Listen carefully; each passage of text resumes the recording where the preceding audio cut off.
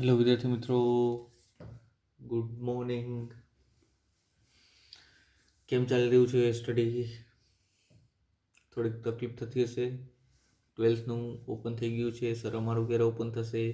ટૂંક સમયમાં આપણે પણ મિત્રો રૂબરૂ મળી શકશું, ભણી શકશું વ્યવસ્થિત. પણ એ પહેલાં અત્યાર સુધીની આપણે જે ચર્ચા કરેલી છે ચેપ્ટર નંબર 10 તરલના યાંત્રિક ગુણધર્મની અંદર, એનો અભ્યાસ આપણે સ્ટાર્ટ કરીએ. અત્યાર સુધી આપણે દબાણને અનુલક્ષીને કમ્પ્લીટલી બધા દાખલાઓની ચર્ચા જોઈએ. હવે ધીમે ધીમે આપણે અત્યાર સુધીની ચર્ચા જે હતી સ્થિર તરલ માટેની હતી, તરલના કાઇનેમેટિક્સને અનુરૂપ હતી. હવે તરલના ડાયનેમિક્સને અનુરૂપ આપણે ચર્ચા કરીશું. ક્લિયર? પણ એના પહેલાં એક વ્યવહારિક અનુભવ જે છે આપણો, એને આપણે ભણીએ, જેનું વૈજ્ઞાનિક નામ છે મિત્રો ઉત્પ્લાવક બળ અથવા તો તારક બળ. ઓલ ઓવર મેઇન ટોપિકનું નામ તો મિત્રો આર્કિમિડીઝનો સિદ્ધાંત જે છે, પરંતુ એ સમજવા માટે પહેલાં આપણે ઉત્પ્લાવક બળ સમજવું પડે. શું સમજવું પડે? ઉત્પ્લાવક બળ. ઉત્પ્લાવક અથવા તેનું બીજું નામ પણ છે મિત્રો તારક બળ. ચલો, આ તમારો વ્યવહારિક અનુભવ છે, તમે બધાએ અનુભવેલું છે, પણ તમને ખ્યાલ નહીં હોય. કઈ રીતે?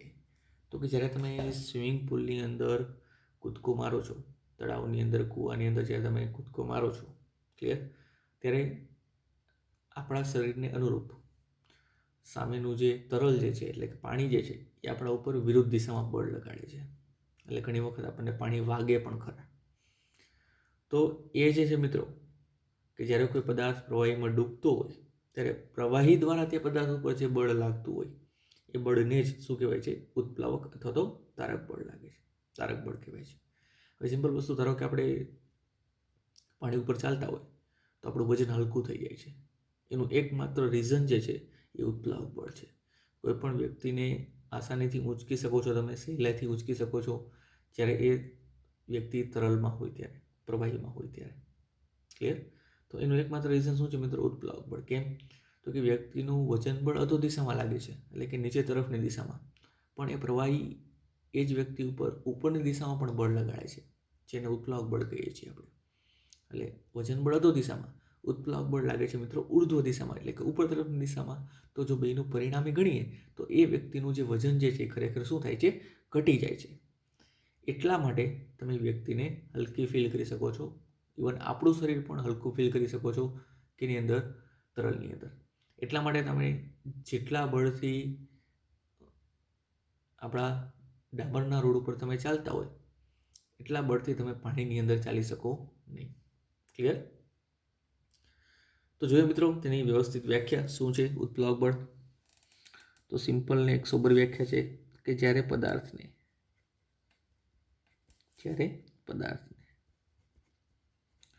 પ્રવાહીમાં ડૂબાડવામાં આવે છે,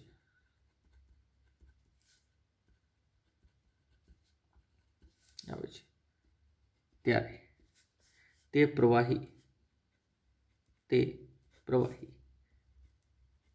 પદાર્થ પર ઉર્ધ્વ દિશામાં, ઉર્ધ્વ એટલે કે ઉપર તરફની દિશામાં બળ લગાડે છે. આ બળને ઉત્પ્લાવક બળ, જેને ઇંગ્લિશમાં બાયન્સી ફોર્સ એટલે કે FB પણ કહેવાય છે. શું કહે છે? બાયન્સી ફોર્સ, FB કહે છે. ક્લિયર? ચલો, હવે આપણે ધ્યાન આપીએ સિદ્ધાંત ઉપર, આર્કિમિડીઝના સિદ્ધાંત ઉપર.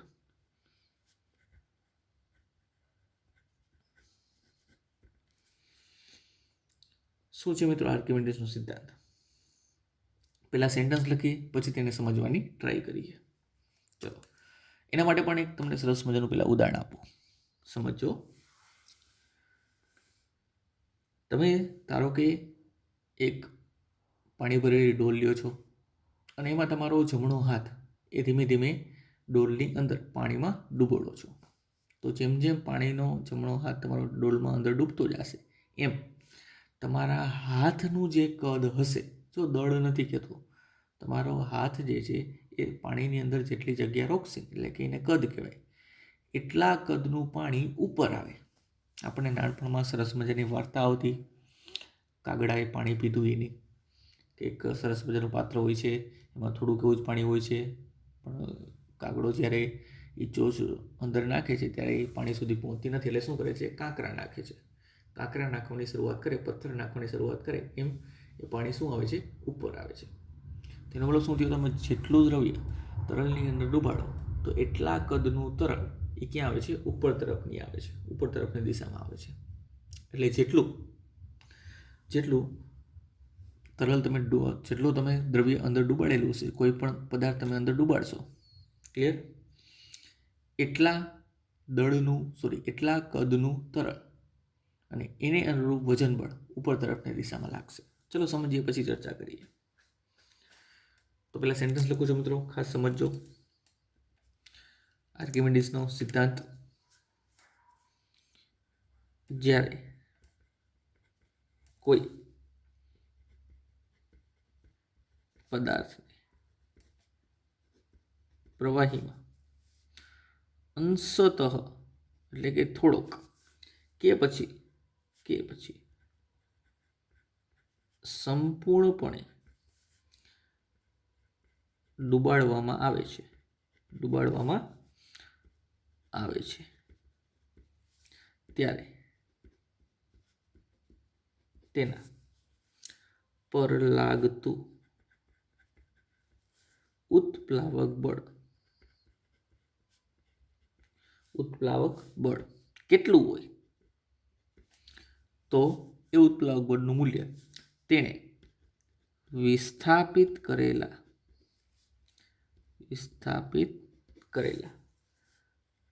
પ્રવાહીના વજન જેટલું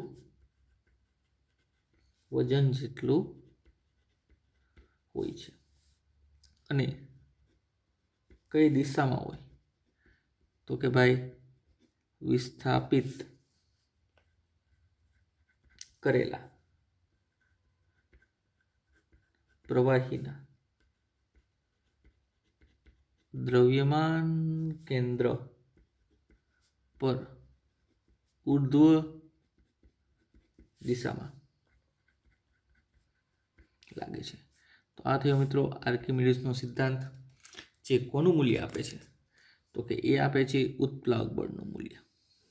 કેટલું હોય, તો કે વિસ્થાપિત કરેલા પ્રવાહીના વજન જેટલું. અને કઈ દિશામાં, તો કે ભાઈ ઉર્ધ્વ દિશામાં લાગે છે, આપણને ખબર છે. પણ આ વિસ્થાપિત કરેલ પ્રવાહીનું વજન એટલે શું, એ ખબર ન પડી. ચલો સમજાવીએ. ધારો કે મિત્રો આપણી પાસે એક સરસ મજાનું પાત્ર છે. આ પાત્રમાં અહીંયા સુધી તરલ ભરેલું છે.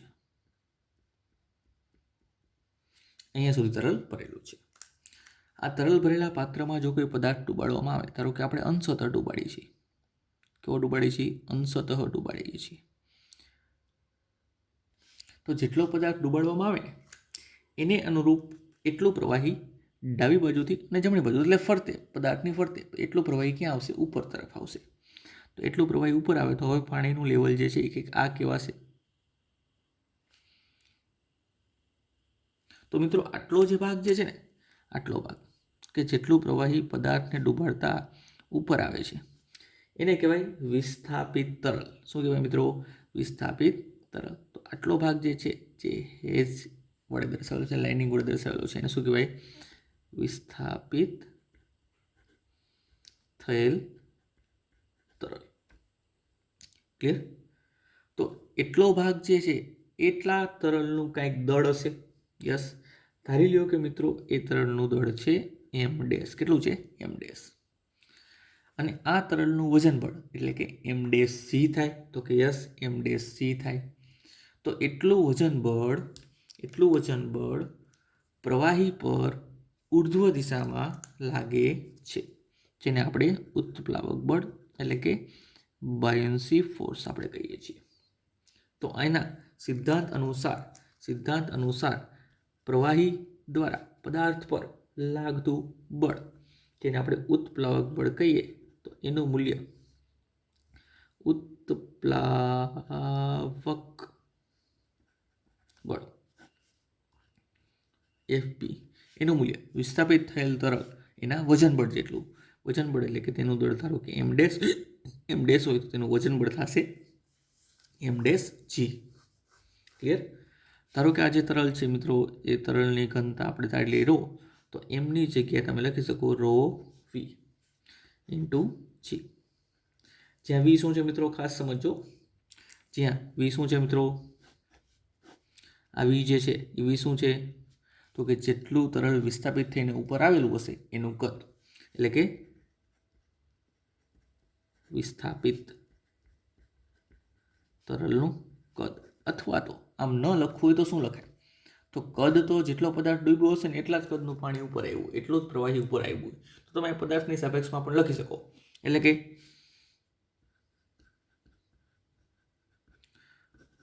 ડૂબાડેલા અથવા તો ડૂબેલા, જેટલો પદાર્થ ડૂબેલો છે એ પદાર્થનું કદ. ડૂબેલા પદાર્થનું કદ એટલે જેટલો ડૂબેલો છે એટલું જ કદ ગણવાનું. તમે જેટલો હાથ પાણીમાં નાખશો ને એટલું પાણી ઉપર આવે. ક્લિયર? આને કહેવાય છે મિત્રો આર્કિમિડીઝનો સિદ્ધાંત. ક્લિયર? અને આના ઉપરથી આપણે તરતા પદાર્થ માટેનો નિયમ એટલે કે ફ્લોટેશનનો નિયમ પણ આપણે જાણી શકીએ છીએ કે કેવો પદાર્થ તરી શકે છે, કેવો પદાર્થ વચ્ચે રહી શકે છે અને કયો પદાર્થ ડૂબી શકે છે. તો આપણે બેઝિક વસ્તુ ઉત્પ્લાવક બળની તો વેલ્યુ જાણી કે જે પદાર્થ ઉપર ઉર્ધ્વ દિશામાં લાગતું હોય, પ્લસ જે પદાર્થનું જે કંઈ પણ વજન બળ હશે એ વજન બળની અનુરૂપ તેનું મૂલ્ય આવી રીતે મેળવી શકાય. અને તે બળ અધો દિશામાં લાગતું હશે એટલે આ જે બળ જે છે મિત્રો કઈ દિશામાં લાગે છે તો કે ઉર્ધ્વ દિશામાં. કઈ દિશામાં? ઉર્ધ્વ દિશામાં. અને પદાર્થનું વજન બળ કઈ દિશામાં લાગે?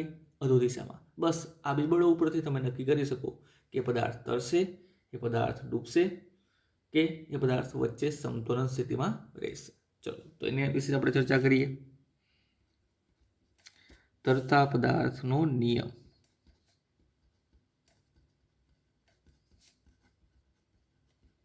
અથવા આપણે એવું પણ કહી શકીએ ફ્લોટેશનનો નિયમ, અથવા તરતા પદાર્થ માટે ફ્લોટેશનનો નિયમ એવું પણ લખી શકીએ આપણે. શું કહેવા માંગે છે? સિમ્પલ વસ્તુ. પદાર્થ પર કયા કયા બળો લાગે? તો પદાર્થ પર બે બળો લાગે જ્યારે પદાર્થને ડૂબાડવામાં આવે છે. એક તો આ લાગે છે પદાર્થનું વજન બળ. ધારો કે મિત્રો એને W વડે દર્શાવતું, એ કેટલું હોય? mg. ધારો કે પદાર્થની ઘનતા ρ ડેશ છે તો ρ ડેશ v ઇન્ટુ g.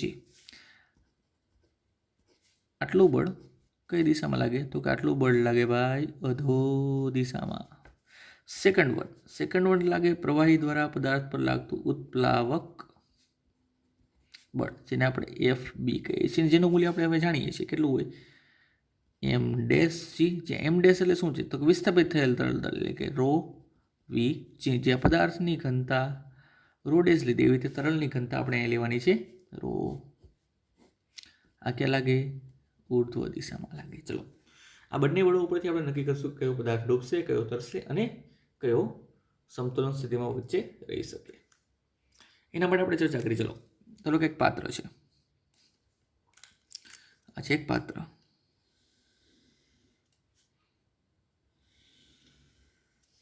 અહીંયા છે તેનું તળિયું, અહીંયા છે તેનું તળિયું અને તરલ અહીંયા સુધી ભરેલું છે. ક્યાં સુધી ભરેલું છે? અહીંયા સુધી. ધારો કે આપણે એવો અમુક પદાર્થ પસંદ કરીએ છીએ જેમ કે પ્લાસ્ટિક છે, લાકડું જે છે, એ પદાર્થ જે છે એ તરલમાં તરી શકે છે. એવો પદાર્થ પસંદ કરીએ સબમરીન જેવો કે જે વચ્ચે સમતોલન સ્થિતિમાં રહી શકે છે. ધારો કે પથ્થરનો ટુકડો અથવા કોઈ લોખંડનો ટુકડો પસંદ કરીએ તો એ પદાર્થ જે છે એ શું થાય? તળિયે ડૂબી જાય છે. તો આનો મતલબ શું થશે કે જો પદાર્થ તરતો હોય તો તેનું વજન બળ જે છે W અધો દિશામાં એ ઓછું હશે, પણ તેનું ઉત્પ્લાવક બળ જે છે એ વધારે હશે. જો પદાર્થ સમતોલન સ્થિતિમાં રહેતો હશે એનો મતલબ એવો થયો કે પદાર્થ પર જેટલું વજન બળ અધો દિશામાં લાગતું હશે, પદાર્થ પર એટલું જ ઉત્પ્લાવક બળ ઉર્ધ્વ દિશામાં લાગતું હશે. અને જો પદાર્થ ડૂબી જાય તો એનો મતલબ એવું થયું મિત્રો, વજન બળ વધુ હશે, એની સાપેક્ષે તેના પર લાગતું ઉત્પ્લાવક બળ જે છે એ ઓછું હશે. જો મિત્રો એરાની સાઇઝ ઉપરથી તમે નક્કી કરી શકો છો કે કયું બળ વધારે છે, કયું સમાન છે, કયું નાનું છે, કયું મોટું છે. ઇન શોર્ટ અહીંયા તમે જોઈ શકો છો કે W લેસ ધેન FP છે તો પદાર્થ તરે. જો W is equal to FB લેવામાં આવે તો પદાર્થ સમતોલન સ્થિતિમાં રહે. અને જો W નું મૂલ્ય ઉત્પ્લાવક બળ કરતાં વધી જાય તો પદાર્થ ડૂબી જાય. શું થાય? પદાર્થ ડૂબી જાય. ત્રણેયના ઉદાહરણ લાકડા અથવા પ્લાસ્ટિક માટે, સબમરીન માટે, અહીંયા પણ સબમરીન આવ્યો, સબમરીન આ ઉદાહરણમાં પણ આવી શકે, અને લોખંડના અથવા કોઈ પથ્થરના ટુકડા માટે. ક્લિયર? તો આ થઈ ચર્ચા મિત્રો. સાથે એડ કરી દો કે પદાર્થની ઘનતા રો છે, રો ડેશ છે, અને આની અંદર જે તરલ છે એ તરલની ઘનતા રો છે, એટલે કન્ફ્યુઝન ન થાય. ક્લિયર? બંનેની ઘનતા અલગ અલગ છે. એન રૂપ બળના મૂલ્ય અને કઈ દિશામાં લાગે, કેટલા મૂલ્યના એન રૂપ પદાર્થ તરશે, ડૂબશે અથવા તો વચ્ચે સમતોલન સ્થિતિમાં રહેશે. ક્લિયર? તો આ થઈ એક વધારાની ચર્ચા, જેમાંથી ઘણી બધી વસ્તુ તમને આની અંદર ટેક્સ્ટ બુકમાં નથી આપેલી, પણ આપણા માટે ઇમ્પોર્ટન્ટ છે, MCQ માટે ઇમ્પોર્ટન્ટ છે, એટલા માટે આપણે આને યાદ રાખીશું. ચલો હવે આપણે આ પગની અંદર પગલાં માંડીશું તરલના ડાયનેમિક્સમાં. અત્યાર સુધીની બધી જ ચર્ચા તરલના સ્ટેટિક્સ માટેની હતી, એટલે કે સ્થિર તરલ માટેની હતી. હવેની જે ચર્ચા સ્ટાર્ટ થશે મિત્રો એ મોટા ભાગે તરલના ડાયનેમિક્સ માટેની હશે. જોઈએ મિત્રો તરલનું ડાયનેમિક્સ. તરલનું ડાયનેમિક્સ એટલે કે મિત્રો હવે આપણે અત્યાર સુધી સ્થિર ભરેલા પાણીની ગ્લાસની ચર્ચા કરેલી હતી, પાણીમાં ડોલની અંદર પાણી ભરેલી હતી, પાણી ભરેલું હતું એની ચર્ચા કરેલી હતી. પણ હવે એ પાણીના વહન માટેનો સમય આવી ગયો છે, એટલે હવે આપણે ચર્ચા કરીશું કોઈ ઝરણા માટેની, કોઈ ધોધ માટેની, ચાલુ કરેલા નળમાંથી નીકળતા પાણીની, અથવા તો વહન પામતા પાણીની. ક્લિયર? એટલે કે તરલના વહનની.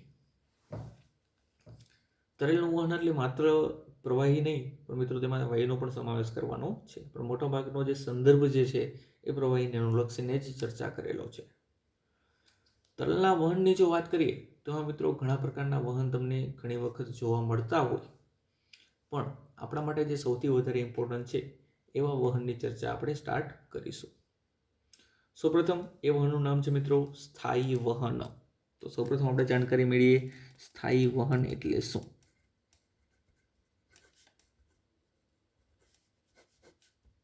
સ્થાયી વહન. સ્થાયી વહન એટલે મિત્રો ધારો કે કોઈ નળી છે, એમાંથી પાણી એટલે કે પ્રવાહી પસાર થઈ રહ્યું છે. ક્લિયર? અને સમાન આડછેદવાળી નથી, નાના મોટા આડછેદવાળી છે, એટલે કે અમુક જગ્યાએ આડછેદ નાનો છે, અમુક જગ્યાએ આડછેદ મોટો છે, અથવા તો નીચે ઉપર એનો છેડો રહેલો છે. ક્લિયર? અલગ અલગ પોઈન્ટ આપણે પસંદ કરીએ છીએ, અલગ અલગ ઊંચાઈ રહેલા હોય એ નળીના. તો જે તે બિંદુ પાસે જ્યારે તરલનો કણ એટલે કે પાણીનું ટીપું પસાર થશે, પાણીનું બિંદુ પસાર થશે, તો એ જે તે બિંદુ માટે તે જગ્યાએ વેગ જો અચળ રહેતો હોય સમય સાથે, જો વેગનું મૂલ્ય સમય સાથે બદલાતું ન હોય, તો એવા વહનને મિત્રો સ્થાયી વહન કહે છે. જેમ કે જો તમે નળ ધીમેથી ચાલુ કરો ને મિત્રો, તો આખી જે ભાત રચાય ને એ ભાતમાં નળથી, ધારો કે મિત્રો અહીંયા નળ જે છે, અહીંયાથી નળ ચાલુ કરો તો પાણી નીચે પડે છે, તો આ બિંદુએ જેટલો વેગ હોય ને, ક્લિયર, તો એ બિંદુ પાસે તરલકણ, આમાંથી નીકળતા તરલકણ જેટલા પસાર થાય ને એ બધા જ તરલકણનો વેગ એ બિંદુ પાસે અચળ રહેતો હોય. પછી નીચે આવે તો પછી ખબર છે મુક્ત પતન પામતું હોય તો વેગ વધે, તો પાછો આ બિંદુ પાસે આવે, આ બિંદુ પાસે બધા જ તરલકણનો વેગ એક સરખો હોય, પછી આના કરતાં વધારે હોય. ક્લિયર? પણ એ બિંદુ પાસે, જે તે બિંદુ પાસે તરલકણનો વેગ જો અચળ રહેતો હોય તો એવા વહનને સ્થાયી વહન કહેવાય. એટલે અહીંયા સ્થાયી વહનની અંદર મોટા ભાગે ધીમેથી જે વહન થતું હોય ને એની જ ચર્ચા આપણે કરીશું.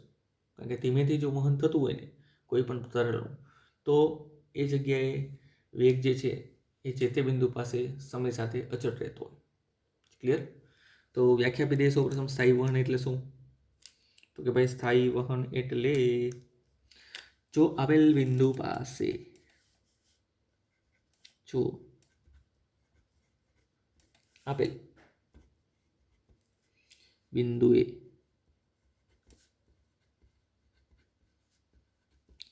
પસાર થતા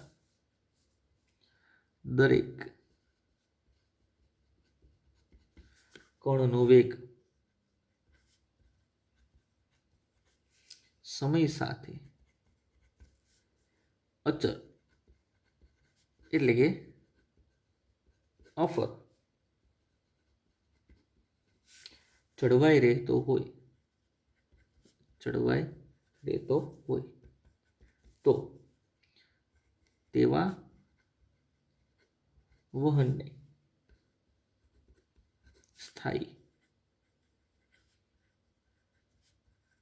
વહન કહે છે. તો તેવા વહનને શું કહે છે મિત્રો? સ્થાયી વહન કહે છે.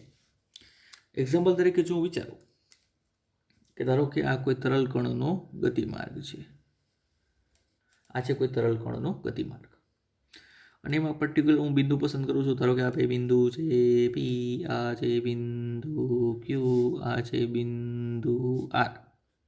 ધારો કે મેં 3 બિંદુ પસંદ કર્યા, તો અહીંયાથી આવતા દરેક તરલ કણ એટલે કે પાણીના ડ્રોપલેટ્સ બિંદુઓ, એ બધા જ બિંદુઓ જ્યારે પી પાસે પહોંચશે, બધા જ કણો જ્યારે પી પાસે પહોંચશે ત્યારે એ બધા જ કણોનો વેગ એક સરખો હોય. એ જ બધા કણો જ્યારે ક્યુ પાસે પહોંચશે તો તેનો વેગ પાછો બદલાશે, આની સાપેક્ષે બદલાશે. સરખો હોય પણ ખરા, અલગ પણ હોય, પણ પર્ટિક્યુલર ક્યુ બિંદુ પાસેનો વેગ જે છે નિશ્ચિત છે, એ ક્યુ બિંદુ પાસેના વેગ જેટલો જ ઝડપ જેટલું જ મૂલ્ય ધરાવતા હશે. એક્ઝામ્પલ તરીકે ધારો કે ચર્ચા કરું કે ધારો કે અહીં 10 મીટર પ્રતિ સેકન્ડ છે, આ બિંદુએ 11 મીટર પ્રતિ સેકન્ડ છે, અને આ જગ્યાએ 13 મીટર પ્રતિ સેકન્ડ છે. તો અહીંથી જેટલા તરલ કણ આવતા હશે બધા જ કણોનો વેગ આ જગ્યાએ 10, એ જ તરલ કણ જ્યારે આગળ આવશે ત્યારે એ બધાનો વેગ આ જગ્યાએ 11, એ જ તરલ કણ આગળ આવશે ત્યારે આ જગ્યાએ બધાનો 13. ક્લિયર? સમાન હોય પણ ખરા, અલગ અલગ પણ હોય. ક્લિયર? સમાન હોય એવું જરૂરી નથી. દર વખતે એમ નથી કહેતા કે જેટલો વીપી હશે એટલો જ વીક્યુ હશે એટલો જ વીઆર હશે, એમ નથી કહેતા. ક્લિયર? પણ પ્રત્યેક બિંદુ પાસે પ્રત્યેક તરલ કણનો વેગ અચળ હોય. ક્લિયર? તો અહીંયા ખાસ ધારો કે આપણે જો ખાસ કરીને વેગની દિશા દર્શાવી તો આપણે ગતિમાર્ગને સ્પર્શક દોરીએ. તો આ વીપી, આ થયો વીક્યુ અને આ થયો વીઆર. તો અહીંયા ખાસ કરીને નોંધીશું આપણે કે અહીંયા V of P is equal to V of Q is equal to V of R થાય તે જરૂરી નથી. આવું શક્ય હોય પણ ખરા અને ન પણ હોય. સરખું હોય, ત્રણેય જગ્યાએ વેગ સરખા હોય તો પણ સ્થાયી વહન કહેવાય. ત્રણેય જગ્યાએ વેગ અલગ અલગ હોય પણ બધા જ બિંદુ જો એ બધા જ કણો જે એ બિંદુ પાસેથી પસાર થાય તો વેગ સમાન મળે તો એવા વહનને શું કહેવાય મિત્રો? સ્થાયી વહન કહેવાય. ક્લિયર? ઉદાહરણ તરીકે જો ચર્ચા કરીએ તો મોટાભાગે જે ધીમેથી જે વહન થતા એ બધાને સ્થાયી કહી શકાય. એટલે કે ખૂબ ધીમેથી વહેતું ઝરણું, પછી મંદ વહેતો પવન એટલે ધીમેથી વહેતો પવન, કારણ કે તરલમાં વાયુ પણ આવશે અને પ્રવાહી પણ આવશે, પ્લસ ધીમેથી ચાલુ કરેલ નળમાંથી નીકળતું પાણી વગેરે વગેરે જે છે એ બધા સ્થાયી વહનના ઉદાહરણો છે. ક્લિયર?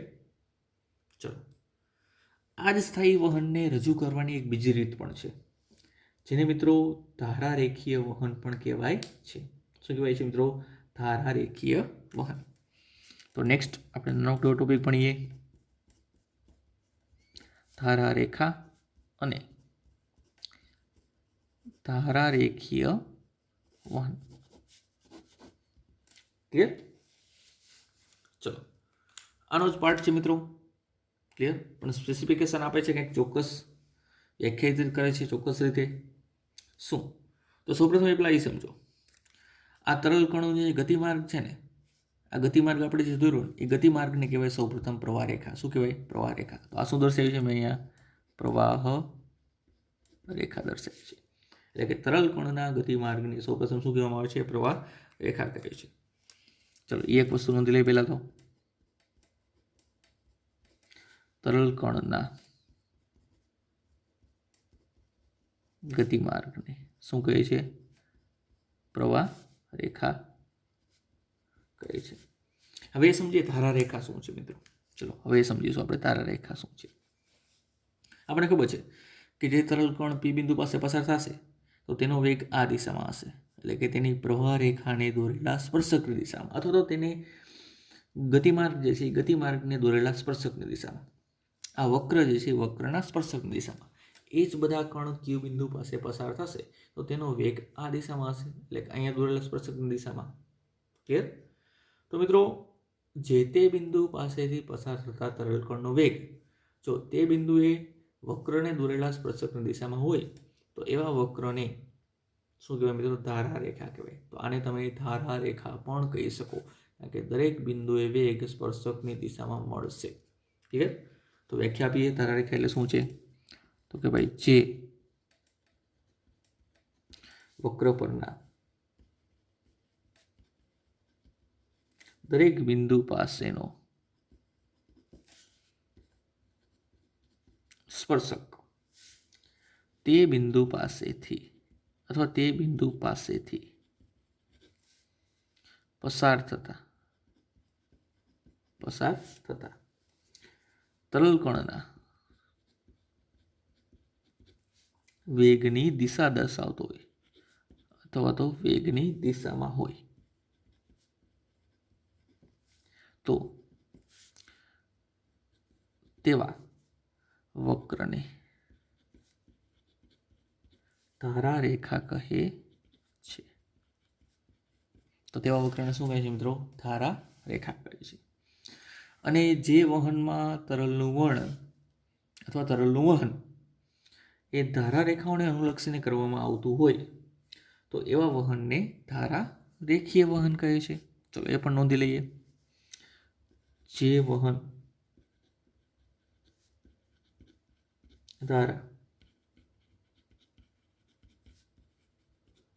રેખાઓ દ્વારા વ્યાખ્યાયિત થતું હોય અથવા તો વ્યાખ્યાયિત કરવામાં આવે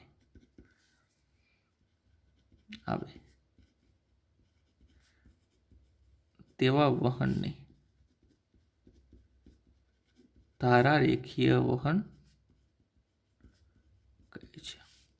એટલે કે સિમ્પલ વસ્તુ છે. ધારો કે કોઈ એક નળી લો, એમાં તરલ કણનો માર્ગ દર્શાવો, ધીમેથી વહેતું હોય એવો સ્થાયી વહનનો જ પ્રકાર છે. તો સ્થાયી વહનની ચર્ચા કરીએ અને એમાં જો તરલ કણનો ગતિમાર્ગ આવી કોઈ એક રેખા વડે દર્શાવો, આવી કન્ટિન્યુઅસલી કોઈ રેખા વડે દર્શાવો. એક્ઝામ્પલ તરીકે ધારો કે આપણી પાસે કોઈ આવી નળી છે, ક્લિયર? આ છે કોઈ એક નળી અને આમાં તરલ કણનો ગતિમાર્ગ જો હું આ રીતે દર્શાવું, ટીચુક, આ ટીચુક, આ છે ટીચુક, આ છે ટીચુક. તો આ બધી રેડ કલરની જે લાઈન છે ને મિત્રો, આ બધી રેડ કલરની લાઈન છે, એને ધારા રેખાઓ કહેવાય. એને શું કહેવાય? ધારા રેખાઓ કહેવાય.